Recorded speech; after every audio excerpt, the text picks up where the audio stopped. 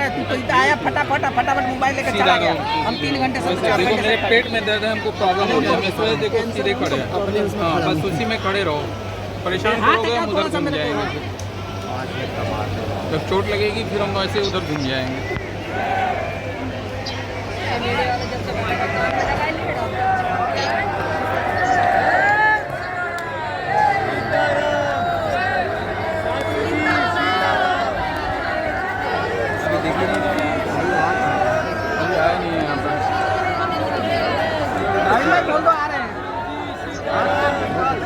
बेटा आ रहे हैं, तुम हाथ जोड़ के खड़ा रहे हो, आ रहे हैं। तुम्हारा हाथ नहीं लगना चाहिए। हम लोग 5 घंटे से खड़े हो तो 10 मिनट का इंतजार कर ही सकते हो। मैं जबलपुर में 8 घंटे बैठ तब तक हम आए थे, आने को नहीं मिल रहा।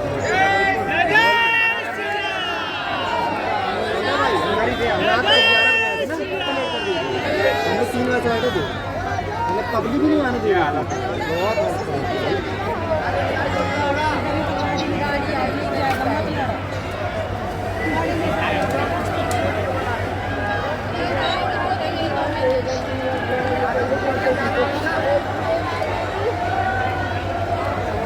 असल में नीचे बैठी हैं, सबसे ज़्यादा प्रॉब्लम हो रहा है। और नीचे बैठी हैं, वो खड़ी रहती हैं, बहुत आराम होता है।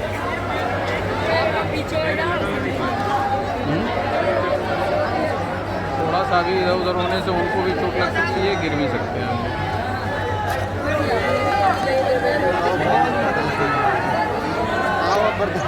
इससे हो जाओ ना, क्यों खड़े हो?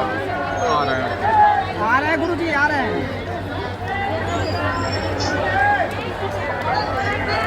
इसके अंदर आ गए गुरु जी, आ गए। देखिए फटाफट दूधियों के जैसे कौन लगा रहा है, इसमें डाल दो।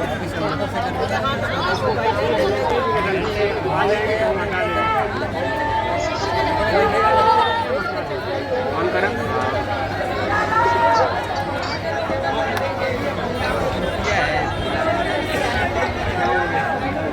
पता है यार, बेटी कुछ कर रहा हुआ है यार, दूध निकलने का।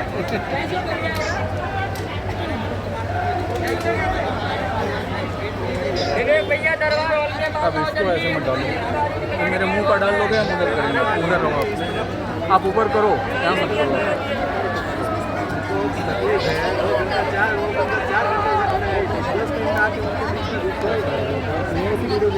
मेरे लिए कोई बात नहीं है, उसको तकलीफ होती है, मेरे लिए कोई बात नहीं है। वही बोल रहा हूँ, मेरे लिए कोई बात नहीं है।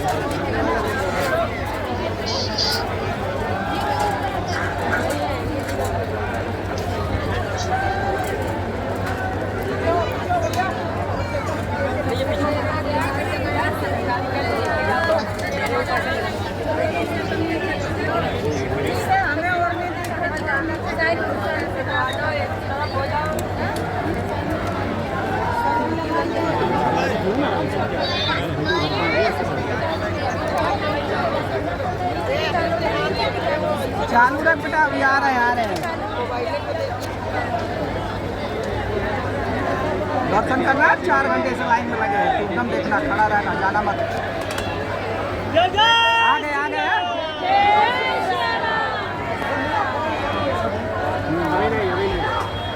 ये पब्लिक सब हट जाएगी, सामने सब हट जाएंगे। आगे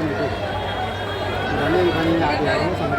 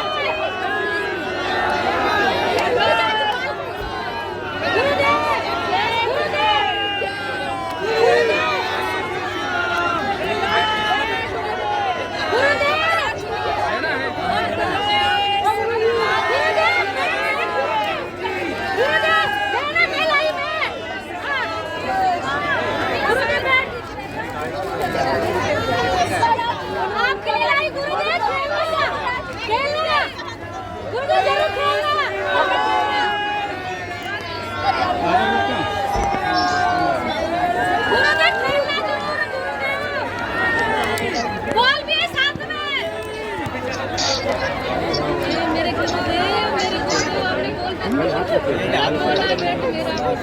गुरुदेव बोल भी साथ में हाथ खेलना।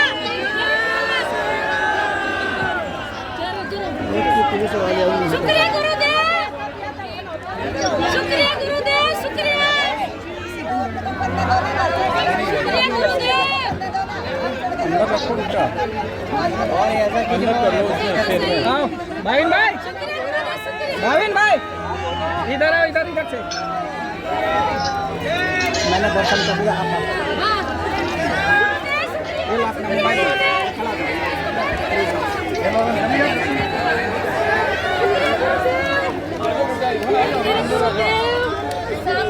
इधर आओ, अंदर घुसो, और कोई उपाय नहीं है।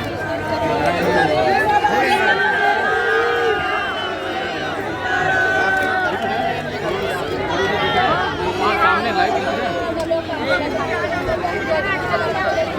सामने दिख रहा है। आप मोबाइल हटाओ थोड़ा सा।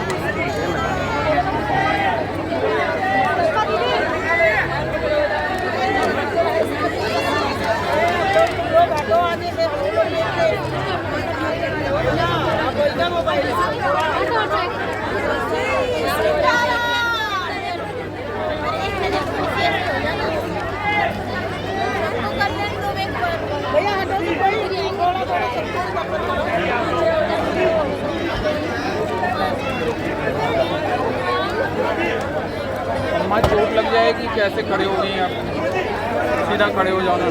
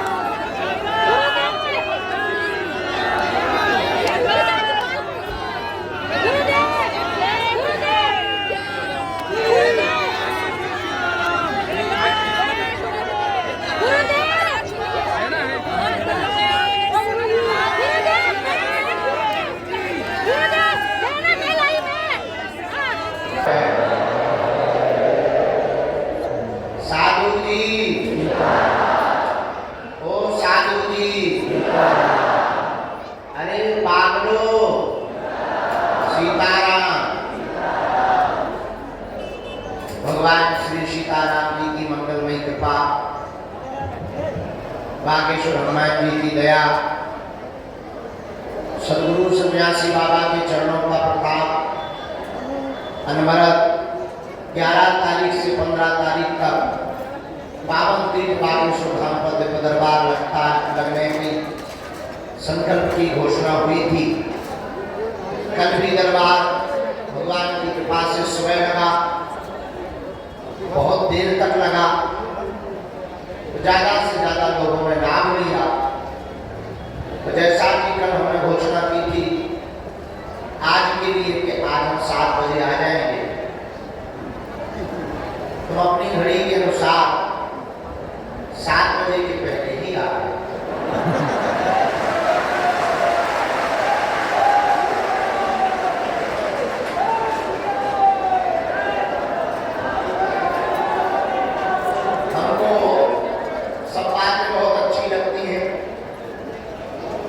सब लोग बहुत आत्मा से ज्यादा प्यारे,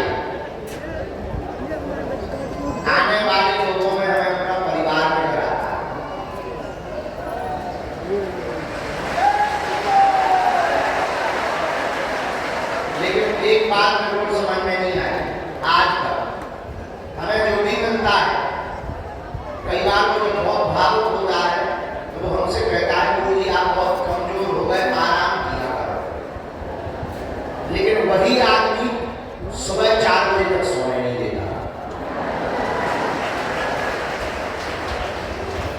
वो मिलता है, कहता है कि आप आराम किया करो, कमजोर हो गए। दरबार में जो टीवी पर लगा रहे हैं, 4-5 घंटे पूरी नींद लिया, और खुद क्या मौसी है, क्या बुआ है, बस एक फुट। कल यहाँ दरबार कुछ समय को हो गया था, आप लोगों ने कृपा हमें कर दी, हम 12 बजे लगभग यहाँ से निकल गए थे। 9 बजे दरबार शुरू करने के बाद 12:30 पौने 1 बजे यहाँ से निकले। पुरानी जन्मभूमि जहाँ हमारी गाँव है, हम डायरेक्ट यहाँ से जन्मभूमि गए। हमने जन्मभूमि को प्रणाम किया, वहाँ पर हमें चाय की, परिवार में एक शादी है, तो शादी में हमें जा नहीं पाना है, तो पहले ही हम सम्मिलित हो पाए, चुप्ती कर वहीं हमने भोजन किया कालू चाचा के यहाँ। लगभग 4 बजे जब बहुत थक गए तब वापस आए, सोचा 1-2 घंटे आराम करेंगे, फिर भभूति बांटे। 3-4 घंटे की भभूति में लगभग 2-3 हज़ार लोग फ्री हो जाते। बाहर पागो भभूति शुरू की है कि 20 मिनट में एक दूसरे के ऊपर आदमी चढ़ने लगे। तब तो लगता हमको जो है उठना पड़ा। कुछ आश्रम की मीटिंग रहती है धाम की, कभी ये कंस्ट्रक्शन का काम, कभी मंदिर का काम, नए बदलाव चलते रहते हैं। थोड़ा मीटिंग में बैठे, तब तक पुलिस प्रशासन आ गया। पुलिस प्रशासन ने मीटिंग ली कि हनुमान जन्मोत्सव में क्या क्या होना है। पुलिस प्रशासन से मीटिंग हुई, लंबी हुई। 10, साढ़े 10, 11 बजे रात भोजन नहीं मिला। 10:30, 11 बजे कुछ मरीज थे गंभीर, उन मरीजों को निकाला, उन मरीजों को भभूति दी, उनकी वार्ता को हनुमान जी के चरणों में रखा। 12, साढ़े 12 बजे तब तक एक नेताजी का वक्त है, रुक तो फाड़ दो, पूर्व समय दे दिया था पहले, तो अपने समय के अनुसार आए। चलो आधा घंटा 1 घंटा ये बज गए। 1:30 बजे से हमने फिर भभूति बांटी। सुबह 4 बजे तक भभूति बांटने के बाद भी एक माताजी यही कह के गई कि सिर्फ बड़ों से मिलती है।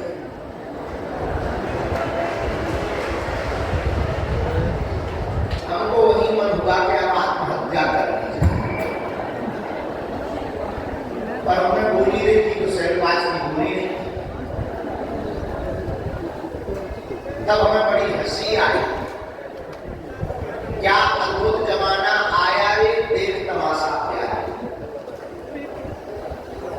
जिनके लिए जिन्हों रात खपा है वही कह के जा रहे, जिसको ना मिलो वही हमारा दुश्मन।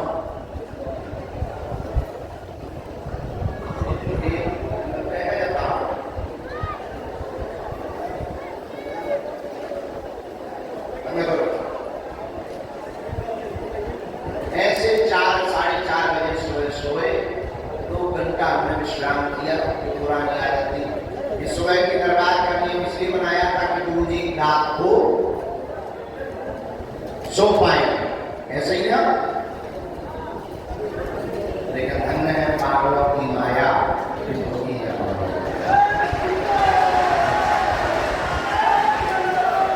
ये तो थी कि हमारी रात ऐसे कटी। इसकी बात एक बहुत विनम्रता पूर्वक हमको निवेदन करना चाहिए। आप बहुत कष्ट के साथ, बहुत पीड़ा के साथ बागेश्वर धाम में आते हैं, बहुत मुश्किल से समय लेकर के आते।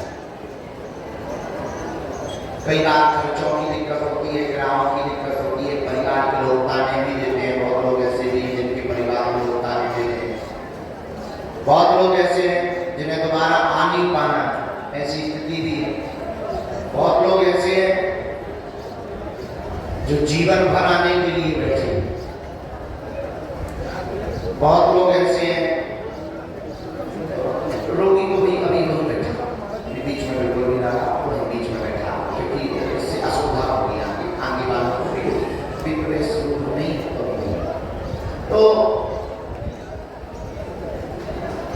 हम आपकी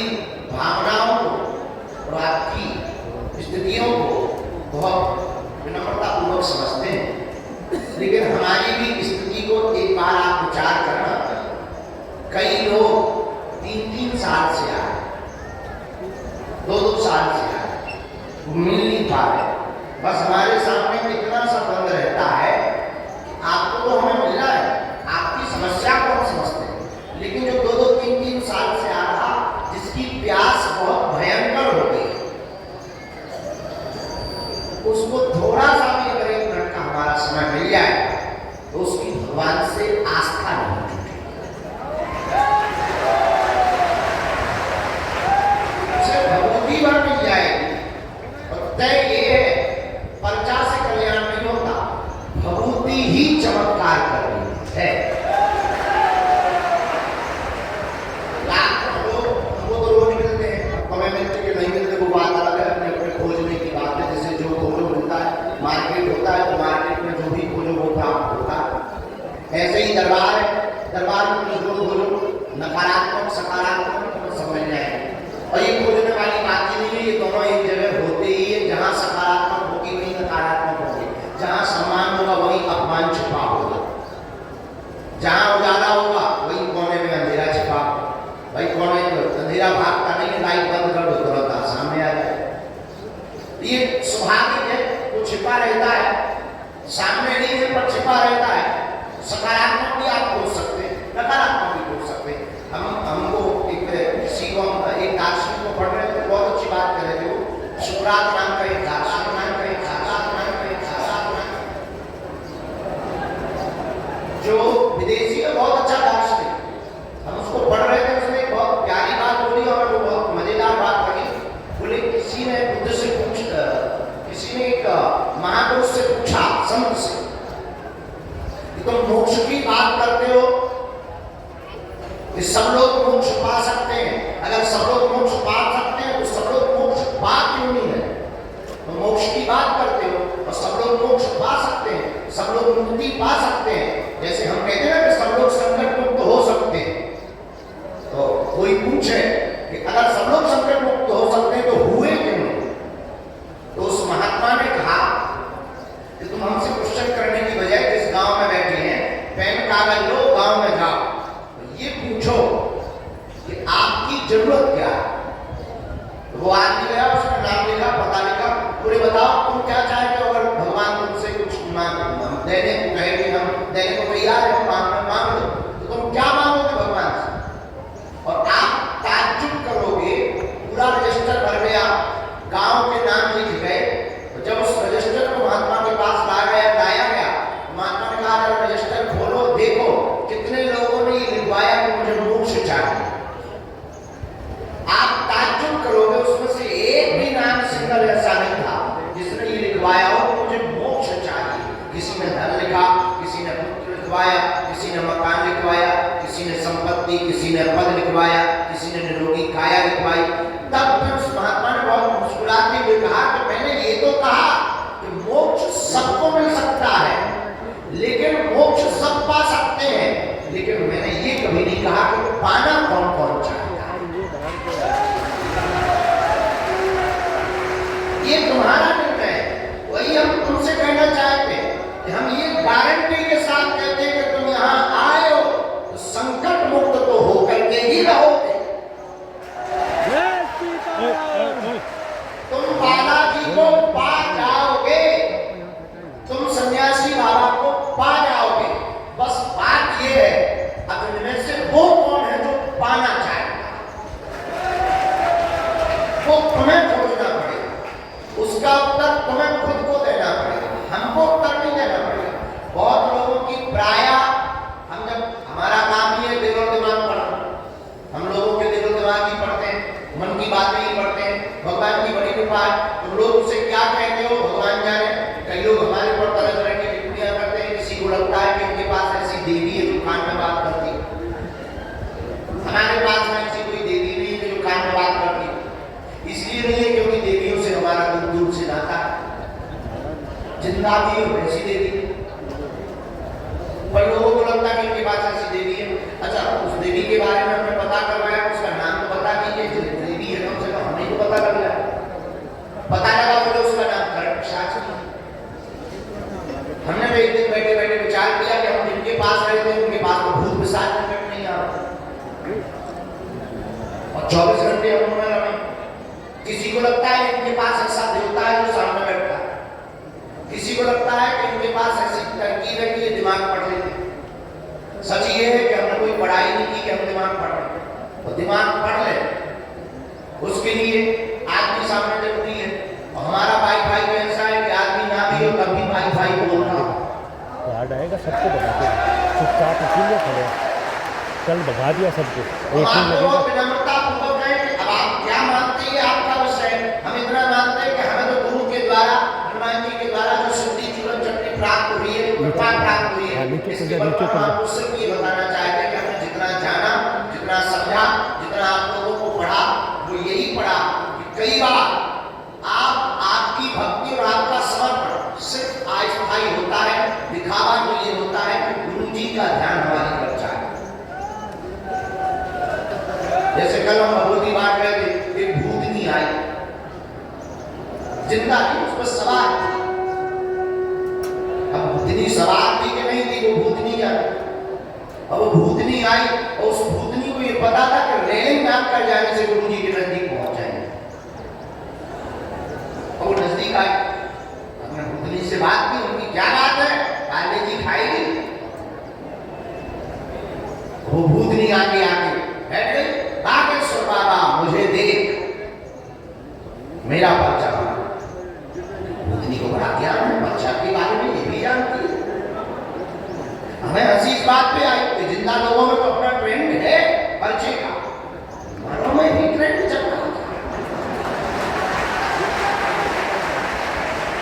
हमें हंसी आई, लेकिन अब बहुत ज्यादा बनी। पर ये सब सारी चीजें जब हम लोग बोला ठीक है चुप रहे, सामने करने लगा, भूतनी आएगा काम कर ले, मैं दरबार में बैठ गया। बाहर करने के नाम पर भूतनी और आए।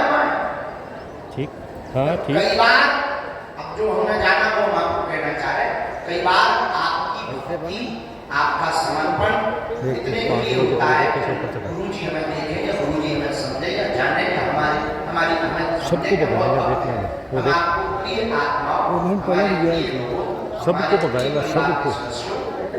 हम आपको बहुत विनम्रता पूर्वक ये कहें, हम आपका एक बार पर्चा बनाकर आपको गायब करने के लिए नहीं बैठे हैं, हम आपको चमत्कार दिखाकर ताली बजवाने नहीं बैठे हैं, हम आपसे दान तो लेते नहीं है तो दक्षिणा लेने के लिए नहीं बैठे हैं। हम 24 घंटे सिर्फ इसलिए बैठे हैं कि आपको वो प्राप्त हो जाए जो हमने पाया।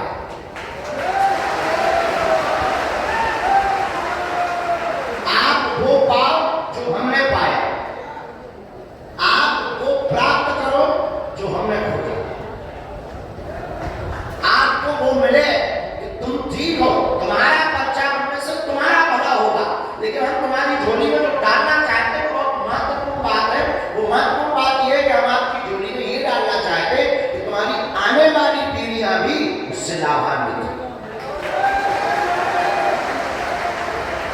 और हम आपकी झोली में ये भी डालना चाहते हैं कि आप इसको पाने के बाद ना तो आपको हमारी जरूरत पड़ेगी, जब तक आप जिएंगे तब तक आपको किसी दरबार की जरूरत नहीं पड़ेगी, क्योंकि आपकी भक्ति और आपका घर और आपका मन ही बागेश्वर दरबार है। ये तुम्हारा विषय नहीं है, हम ये मानते हैं, क्योंकि तुम तो वन टाइम के लिए आए। तुम्हारे मन में यही है कि बाबा अगर चमत्कार करता है तो हमारा पर्चा बना दे, हमारी समस्या मिटा, बस हो गया। आप इसीलिए आए और आप इतने बड़े वाले बेहुदा पागल हो। ये दुनिया में कोई धर्मगुरु इसलिए नहीं बोलता क्योंकि उनको अपना सिस्टम चलाना पड़ता है, अपना कोई सिस्टम नहीं है। भगवान जी के पास लुगाई आई नहीं, बच्चे है नहीं, आश्रम बनाने की हमारी कोई खोज नहीं, जितना बन गया उतना संभल नहीं रहा। प्रसिद्धि पाने का कोई अब तरीका नहीं है, जितनी मिलनी चाहिए कि वो 27 साल में पाए। धन की जरूरत नहीं है, बड़े बड़े धनाढ्य हमारे सामने आकर के कहते हैं कि आप हमें आज्ञा दो, हम उनसे कहते हैं कि तुम हमें आज्ञा दो।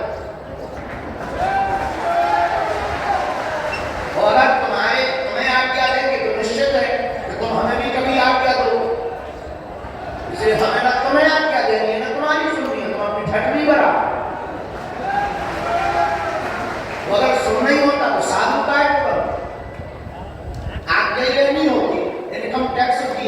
भरना होता और चार्टर्ड अकाउंटेंट ही लगाने होते तो बेहतरीन कथावाचक बनते, उच्च क्वालिटी भरते जीएसटी इनकम टैक्स लेते मजे और चार चार्टर्ड रखते, वीआईपी बनाते आश्रम और तुम्हें भी एसी में बैठाते, अब खुद भी बढ़िया सिंहासन चांदी पर बढ़िया चमर बनवा, गाय को बहुत ही बांट के माथा पंची कर तुम्हारी चार बात सुन।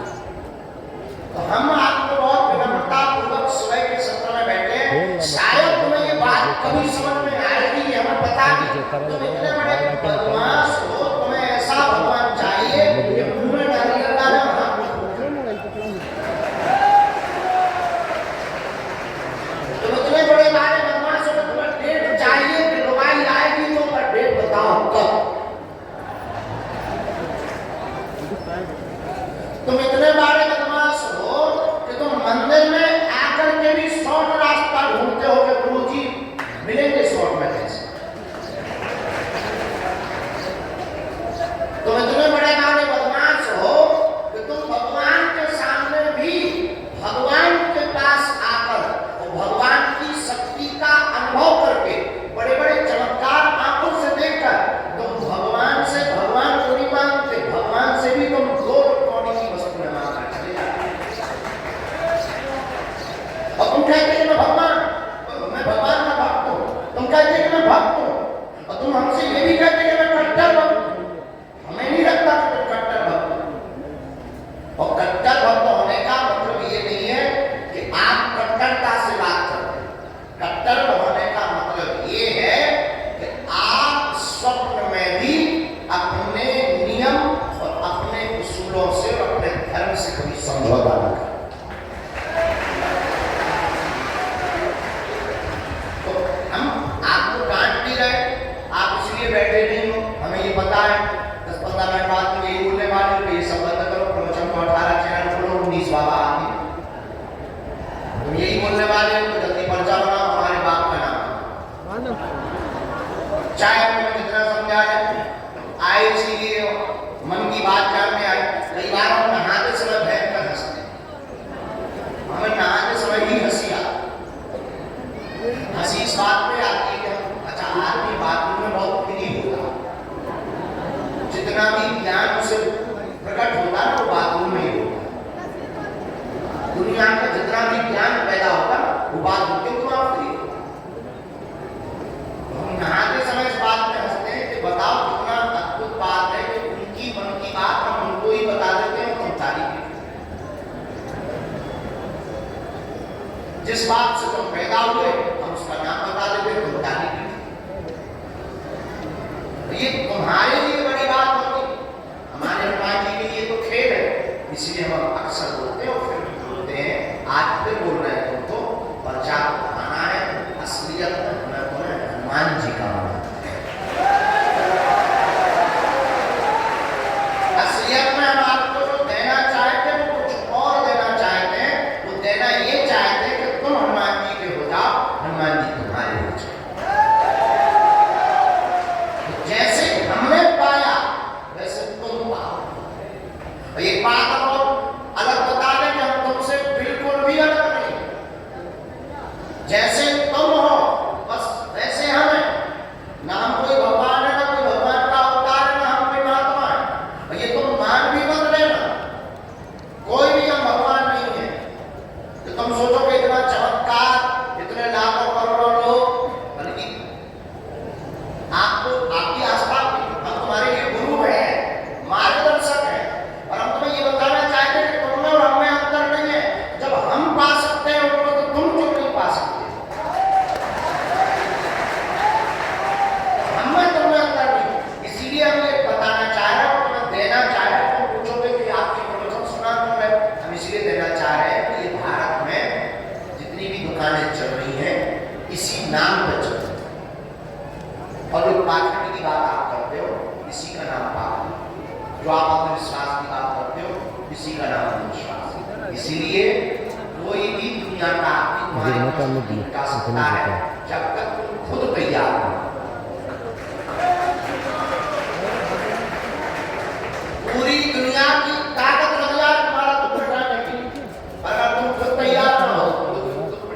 मोबाइल में गिरा रहे ना पूरी दुनिया की ताकत लग जाए तुम्हें दुख देने के लिए, पर अगर तुम खुद में प्रसन्न हो दुनिया की कोई भी तरकीब। अभी हम चले आ रहे हैं, आने के पहले बहुत बड़े महात्मा का फोन सुबह सुबह से बजता है, हमने मोबाइल का क्या बात हमारा पॉलिटिकल न्यूज में मैंने देखा कि नेपाल में आपके कारण कर्फ्यू लग गया, लग गया वो बोले आप छोटी बात समझते कोई बड़ी बात नहीं है, हमारे साथ लगती है ये कोई बड़ी बात। तब तक वो बोले कि आपको पता है मैं वर्षों की न्यूज आपकी बरेली में किसी ने आदमी मिला वीडियो डाला है कि एक आगे से बाबा तेरा सिर तन से जुदा कर दे, और आप हमें नहीं लगता, हम लोग चिंतित थे आपको लेकर, हमने उनको प्रणाम करके कहा कि हम भगवान आप महापुरुष हो, आप महात्मा हो, आपका चिंतन करना बस यही हमारे लिए जीवन में हमारी आयु बढ़ाना है, पर हम उनको नम्रतापूर्वक प्रार्थना करें। हमने कहा प्राण जितने दिन के हैं शुभ हैं, आपकी कृपा हम पर बनी रहे, लेकिन एक बात तो तय है कि इन कुत्तों के भौंकने से आती अपनी चाल नहीं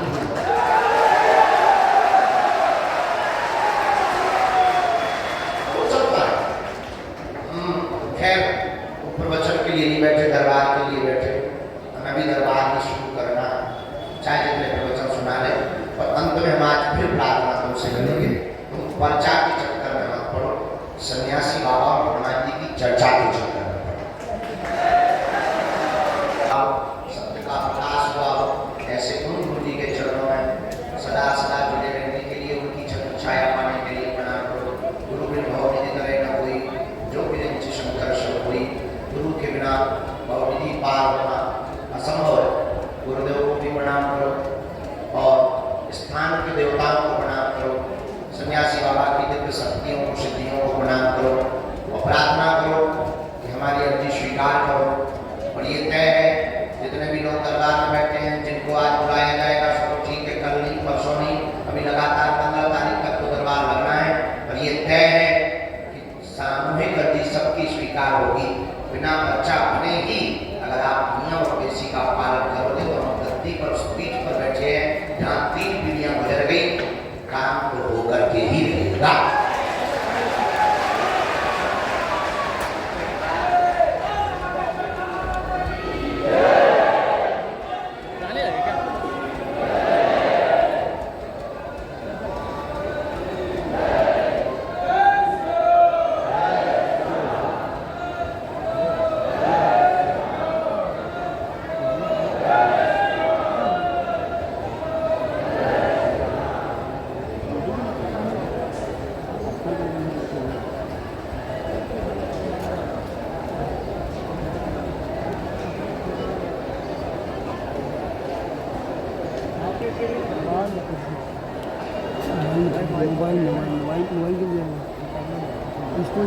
आज की अर्जी कुछ स्वीकार हुई, कल के लोग का नंबर तो कुछ रह गए, कल जो लोगों को बुलाए थे उनमें से कुछ रह गए थे, दिखाई दीजिएगा।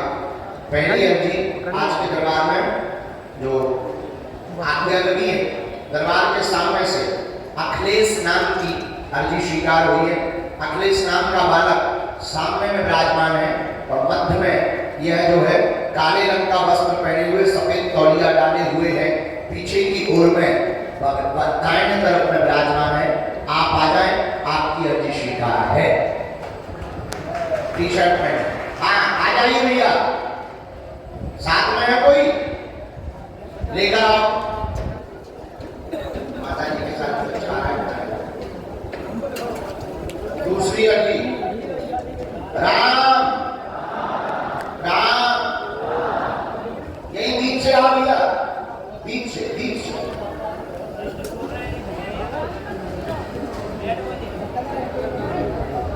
एक हमारा बहुत नम्रतापूर्वक है, धाम पर अपना नाम और अपनी समस्या किसी को भी ना बताएं, बालाजी की कृपा होगी आपको बुला लिया जाए। दूसरी अर्जी यहाँ बाएं हाथ से स्वीकार हुई, संजय नाम के भैया विराजमान है, बाएं हाथ में कोई पॉलीथिन लिए हुए, दीवार से सटे हुए, शर्ट पहने हुए पीले रंग की। हाँ हाँ हाँ आ जाइए।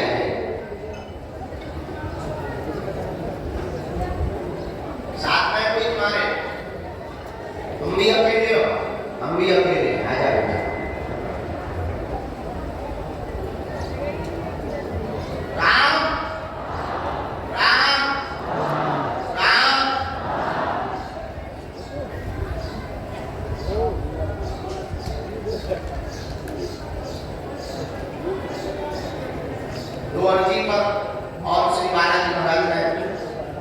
कृपा की है, हम 2 अर्जियों पर उन्होंने दया की है। एक अर्जी तो पीछे की तरफ से स्वीकार हुई। सबसे लास्ट में हाथ जोड़े हुए पॉलीथन लिए हुए जो दादाजी खड़े हुए हैं, आप आ जाए। हाँ, जिन्होंने अभी हाथ खड़ा किया दादाजी, जी जी जी, हाथ में पॉलीथन टांगे हुए, आप आ जाइए। आपकी अर्जी स्वीकार हो गई, इनको भेज दिया जाए। सफेद बाल वाले दादाजी, हाँ आ जाओ आ जाओ।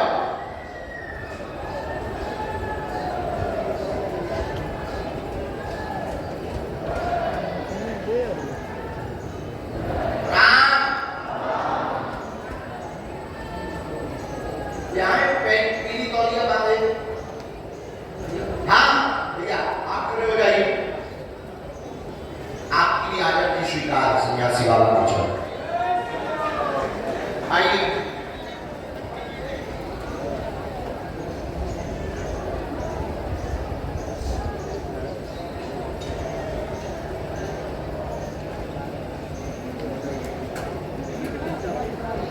सबसे लास्ट में अंतिम छोर पर मनीष कुमार नाम का एक बालक खड़ा हुआ है, वो आ जाए। उसकी भी दरबार के क्रम में अंतिम छोर से सबसे लास्ट में अर्जी स्वीकार हो गई है। आप दरबार में पंडाल में आ जाए। मनीष कुमार सिंह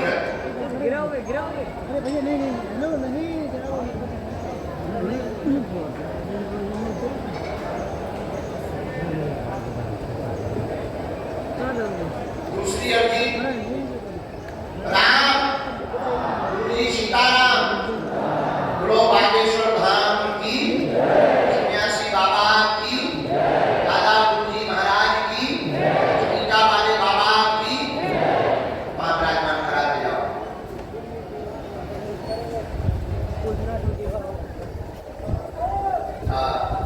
बेटे यहाँ एक हनुमान चालीसा की पुस्तक लिए, यहाँ पर एक बहन जी विराजमान। आप आया है, आपके अर्जी स्वीकार हो गई।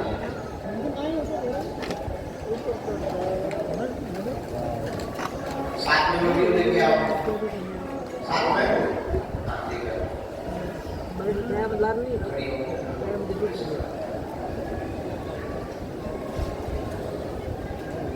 राम गुरुजी सीताराम बोलो बागेश्वर धाम की, दादा गुरुजी महाराज की। हर हर हर हर। आज वाले भी तो भी खुशी होती है।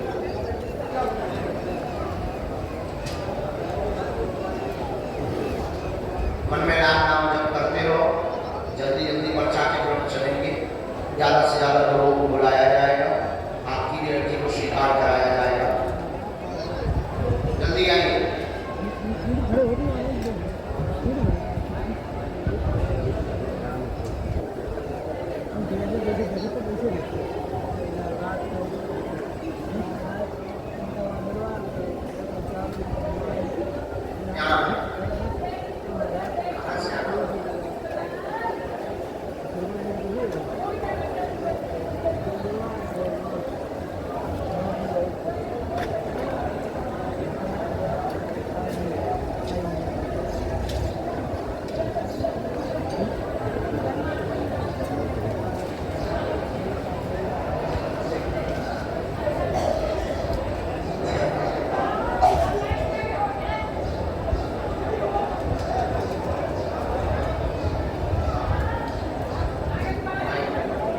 अरे शोर मत मचाइए भगवान।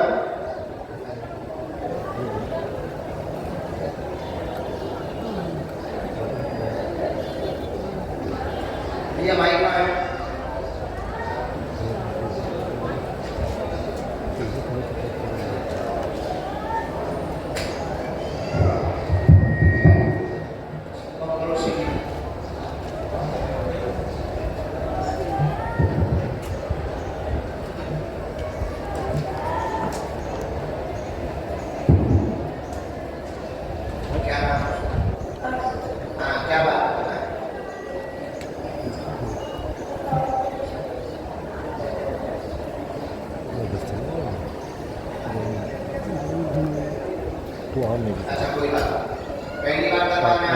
पहली बार आए, किसी को अपना मसला बताया कोई, पढ़े लिखे हो, आइए रखिए।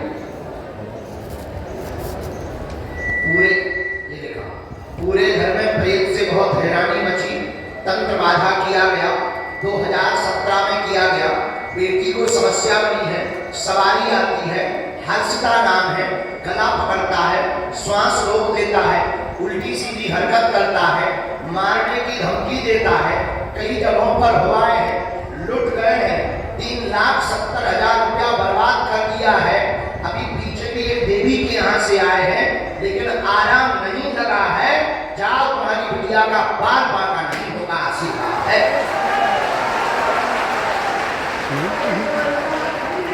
एकदम सही लिखा है, पूरा लिखा है।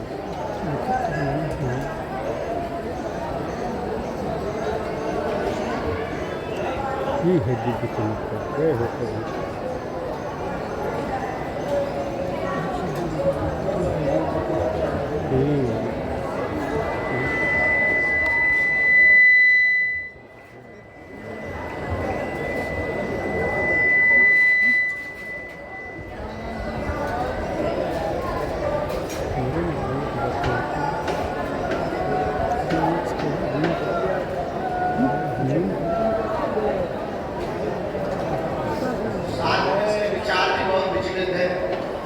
सोचने की क्षमता भी इसकी ठीक नहीं है, और इसको जीवन बर्बाद करने के लिए ये तंत्र तो है ही, और ये दिमाग भी बहुत ज़्यादा फटफट इसका हो रहा है। और ये दिमाग क्यों हो रहा है, इसका रहस्य हमने निकाल लिया है। वो माइक का विषय नहीं है, वो हम चर्चा कर लेंगे। कुछ कारण और भी है, प्रेत बाधा तो है, साथ में कुछ और भी कारण हमारी भाषा से समझ जाना। हमने कुछ निकाला है, ये गोला में हमने लिख पड़ा है, ऊपर का गोला बनाया है, उसमें हमने ये भी लिखा हुआ है। ये थोड़ा सा संकेत भर लिखा है, विस्तार नहीं लिखा है। तो कुछ कारण और भी है जिससे हम व्यक्ति ने करवाया भी आकर्षित करने के लिए। कृपा करेंगे, आपको बच्चे ठीक हो जाएंगे। कारण दोनों भी है, इसका दिमाग भी कारण है, साइकोलॉजी भी है, नेगेटिविटी, नकारात्मक ऊर्जा है, इससे दवा काम नहीं करती है। साइकोलॉजी है, इसलिए तंत्र मंत्र भी काम नहीं करता। शनिवार को पृथ्वीराज सरकार का दरबार लगता है, उसमें आपको बैठना है, 21 पेशी करनी है। नियम में कोई गुट्टी मत करना, भले ही 2 महीने में एक बार आना, परहेज पूरा करना। 5 लोग काले रंग के कपड़ा में बच्ची को बांध देना, हम सेना भेज देंगे, जाओ बिटिया तुम्हारी टकासी हो जाएगी। और जो चेहरे में दिए हैं उनकी ठटली, और बिटिया के ऊपर बैठे प्रेत की ठटली। आप उठे, कोई नहीं बालाजी, अब आप उठे, हम दूसरों को समझ लेंगे। अगला नंबर,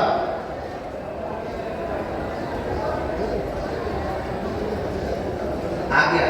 प्याज देख सकते हो, खा नहीं सकते। प्याज देख सकते हो, खा नहीं सकते, भेज सकते हो, खा नहीं सकते। जय श्री राम। परमेश्वर